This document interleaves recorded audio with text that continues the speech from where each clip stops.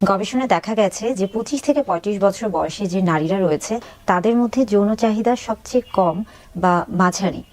আবার ৩৫ থেকে ৪৫ বা ৪০ বছরের যে নারীরা রয়েছে তাদের মধ্যে যৌন চাহিদা সবচেয়ে বেশি কাজ করে, এবং একইভাবে ৪৫ বছর বা ৪০ বছরের পরে যে নারীরা রয়েছে তাদের মধ্যেও যৌন চাহিদা আস্তে আস্তে কমতে থাকে। এখানে আসলে বেশ কিছু বিষয় কাজ করে। সবচেয়ে গুরুত্বপূর্ণ যে বিষয়টি রয়েছে সেটি হচ্ছে হরমোনের যে বিষয়টি। যেহেতু মেয়েদের শরীরে হরমোনের একটা বিষয় কাজ করে, এবং আমরা জানি যে মেয়েদের শরীরে একটি অন্যতম ক্রিয়া হচ্ছে মাসিক, এবং তার সাথে কিন্তু বেশ কিছু হরমোন জড়িত।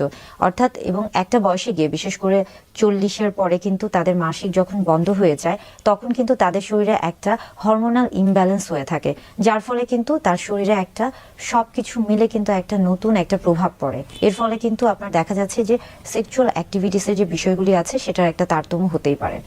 আবার অনেকে মনে করেন যে ২৫ থেকে ৩৫ বছর বয়সে সবচেয়ে বেশি যৌন উত্তেজনা থাকা উচিত নারীদের ক্ষেত্রে, কিন্তু আসলে দেখা যায় যে ২৫ না, বরং ৩৫ থেকে ৪০ এই বয়সটা, বা ৩২ থেকে ৪০ এই যে মাঝারি যে বয়সটা, এই বয়সে আসলে নারীদের যৌন চাহিদা সবচেয়ে বেশি থাকে।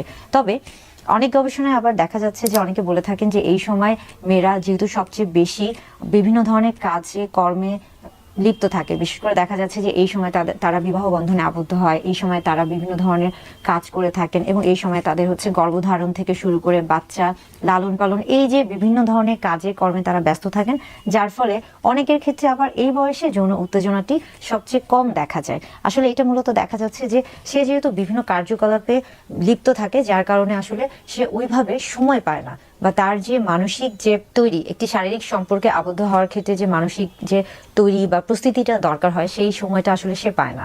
এই জন্য আসলে এটা নির্ভর করছে ওই মানুষের বা ওই নারীর শারীরিক এবং মানসিক অবস্থানের উপর, এবং তার দৈহিক অবস্থানের উপর, এবং তার পরিবেশ পরিস্থিতির উপর।